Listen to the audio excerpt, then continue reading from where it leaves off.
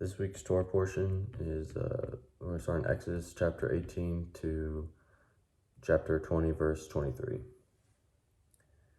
Jethro, priest of Midian, father-in-law of Moses, heard of all that God had done for Moses and for Israel, his people, and how Yahweh had brought Israel out of Egypt. So Jethro, father-in-law of Moses, brought Moses' wife Zipporah after she had been dismissed with her two sons. One of these was named Gershom, because he had said, I am a stranger in a foreign land. The name of the other was Eliezer, because the God of my father is my help, and has delivered me from the sword of Pharaoh. So Jethro, father-in-law of Moses, came with his son-in-law's wives and children to the wilderness, where his camp was at the mountain of God.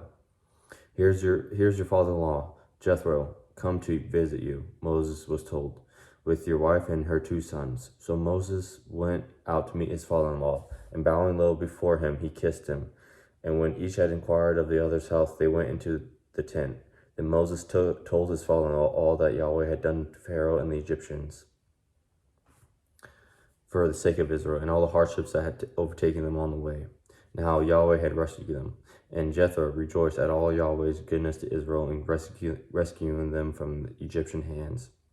Blessed be Yahweh, said Jethro, then who has rescued you from the Egyptians and from Pharaoh, and has rescued the people from the grasp of the Egyptians. Now I know that Yahweh is greater than all the gods. Then Jethro, father-in-law of Moses, offered a holocaust and sacrifices to God. And Aaron came with all the elders of Israel to share the meal with the father-in-law of Moses in the presence of God. On the following day, Moses took his seat to administer justice for the people, and from morning till evening they stood around him, observing what labors he took on himself for the people's sake. The father-in-law of Moses said to him, Why do you take all of this on yourself for the people? Why sit here alone with the people standing around you from morning till evening? Moses answered his father-in-law, Because the people come to me to bring their inquiries to God. When they have done some dispute, they come to me, and I settle the differences between the one and the other, and instruct them in God's statutes and his decisions. It is not right, the father-in-law of Moses said to him, to take this on yourself. You will tire yourself out, you and the people with you. The work is too heavy for you. You cannot do it alone. Take my advice, and God will be with you. You are to represent the people before God and bring their disputes to them. Teach them the statutes and the decisions. Show them the way that they must follow and what their course must be. But choose from the people at large some capable and God-fearing men, trustworthy and incorruptible, and appoint them as leaders of the people, leaders of thousands, hundreds, fifties, tens. Let these be at the service of the people to administer justice at all times. They can refer all difficult questions to you, but all smaller questions they will decide for themselves, so making things easier for you and sharing the burden with you. If you do this, and may God so command you, you will be able to stand the strain, and all these people will go home satisfied. Moses took his father-in-law advice and did as he said. Moses chose capable men from the ranks of the Israelites and set them over the people, leaders of thousands, hundreds, fifties, and tens. They were at the service of the people to administer justice at all times. They referred hard questions to Moses and decided smaller questions by themselves. Then Moses allowed his father-in-law to go, and he made his way back to his own country. Chapter 19. 3 months after they had come out of the land of Egypt, and on that day the sons of Israel came to the wilderness of Sinai. From Rephidim they set out again, and when they reached the wilderness of Sinai, there in the wilderness they pitched their camp. There, facing the mountain of Israel, pitched camp. When Moses then went up to God, and Yahweh called to him from the mountain, saying, Say this to the house of Jacob, declare this to the sons of Israel. You yourself have seen what I did with the Egyptians, how I carried you on eagle's wings and brought you to myself. From this you know that now, if you obey my voice and hold fast to my covenant, you of all the nations will be my very own, for all the earth is mine. I will count you a kingdom of priests, a consecrated nation. Those are the words you are to speak to the sons of Israel. So Moses went and summoned the elders of the people, putting before them all that Yahweh has bidden him. Then the people answered as one, All that Yahweh has said we will do. And Moses took the people's reply back to Yahweh. Yahweh said to Moses, I am coming to you in a dense cloud so that the people may hear what I speak to you and may trust you always. And Moses took the people's reply back to Yahweh. Yahweh said to Moses, Go to the people and tell them to prepare themselves today and tomorrow. Let them wash their clothing and hold themselves in readiness for the third day.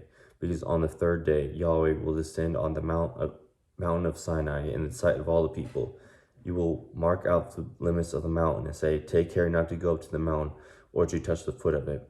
Whoever touches the mountain will be put to death. No one must lay a hand on him. He must be stoned or shot down by arrow. Whether man or beast, he must not remain alive. When the ram's horns sound a long blast, they are to go up the mountain. So Moses came down from the mountain to the people and bade them prepare themselves, and they washed their clothing. Then he said to the people, Be ready for the third day. Do not go near any woman. Now at daybreak on the third day there were pearls of thunder on the mountain, and lightning flashes, a dense cloud, and a loud trumpet blast. And inside the camp all the people trembled. Then Moses led the people out of the camp to meet God, and they stood at the bottom of the mountain. The mountain of Sinai was entirely wrapped in smoke, because Yahweh had descended on it in the form of fire. Like smoke from a furnace, the smoke went up, and the whole mountain shook violently. Louder and louder grew the sound of the trumpet. Moses spoke, and God answered him with a pearl of thunder.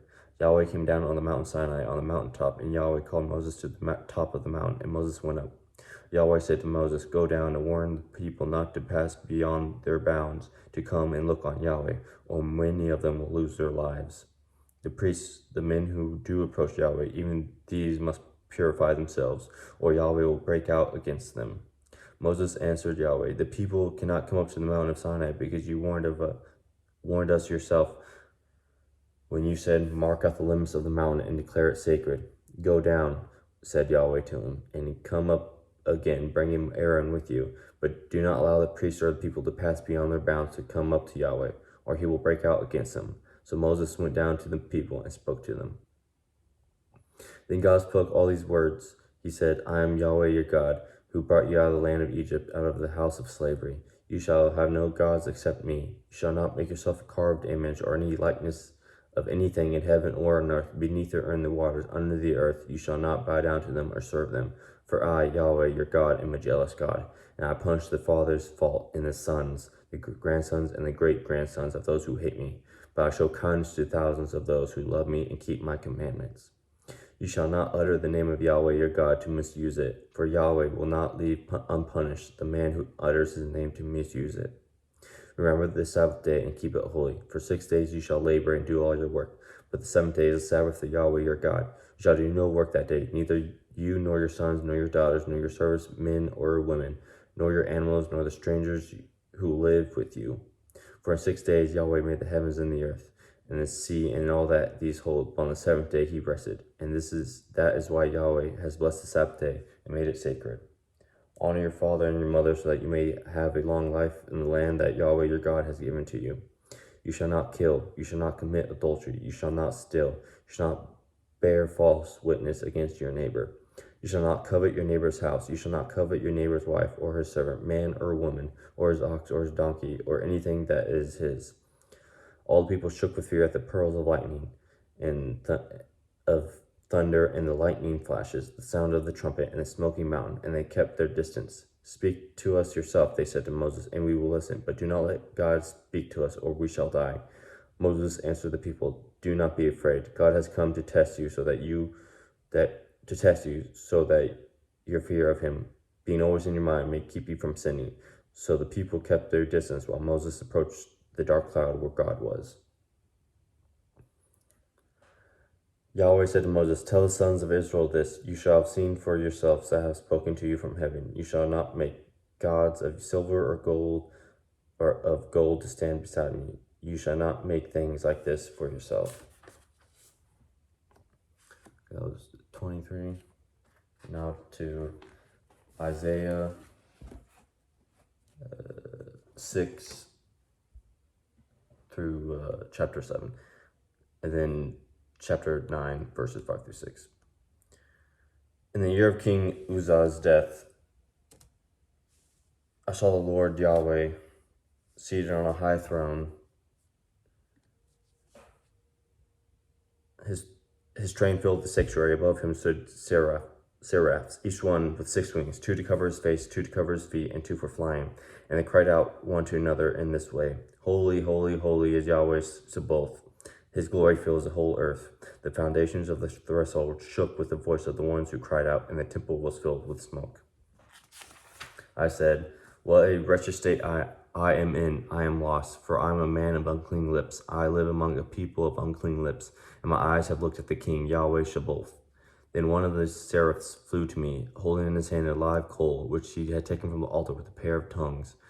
With this he touched my mouth, and he said, see now, this has touched your lips. Your sin is taken away. Your iniquities is purged. Then I heard the voice of the Lord saying, whom shall I send? Who will be our messenger? I answered, Here I am, send me, he said. Go and say this to the people, hear and hear again, but do not understand. See and see again, but do not perceive. Make the heart of this people gross, its ears dull, shut its eyes, so that it will not see with its eyes, hear with its ears, understand with his heart, and be converted and healed.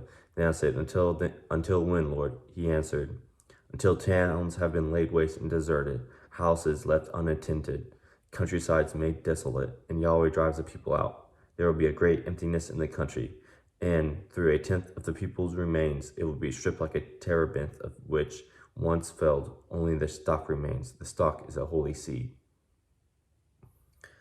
In the reign of Azaz, son of Jotham, son of Uzzah, the king of Judah, Rezin, the king of Aram, went up against Israel with Pekah, the son of Remali, king of Israel, to lay siege to it, but it was unable to capture it. The news was brought to the house of David. Aram, they said, has reached Ephraim. Then the heart of the king and the hearts of the people shuddered as the trees of the forest shuddered in the front of the wind. Yahweh said to Isaiah, go with your son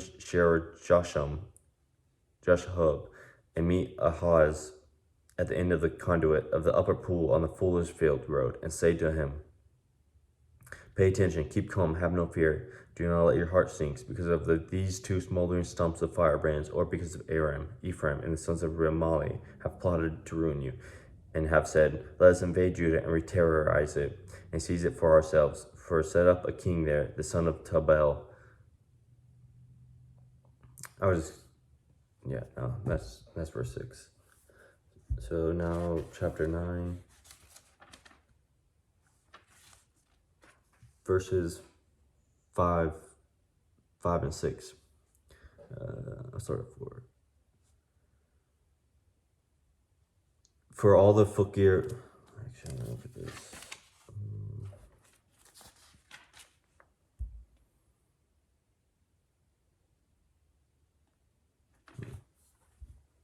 For all the fakir of battle, every cloak rolled in blood is burned and consumed by fire. For there's a child born for us, a son given to us, and dominion is laid on his shoulders. And this is the name they gave him: Wonder, Counselor, Mighty God, Eternal Father, Prince of Peace. Wide is his domain.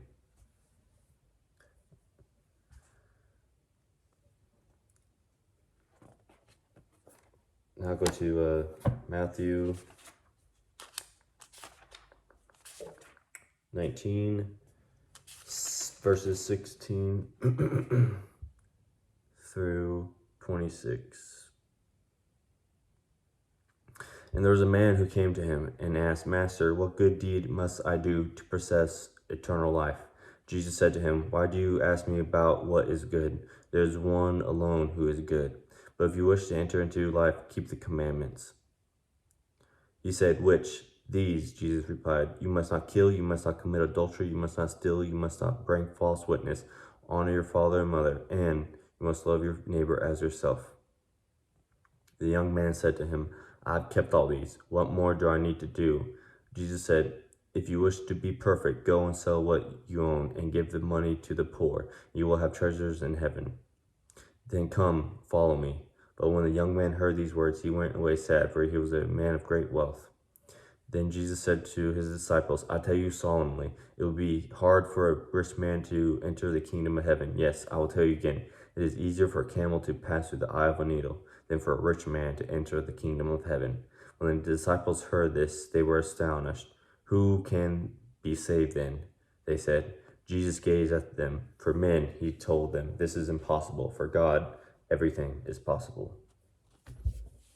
That was the end of the Torah portion for 2nd February 2024. God bless.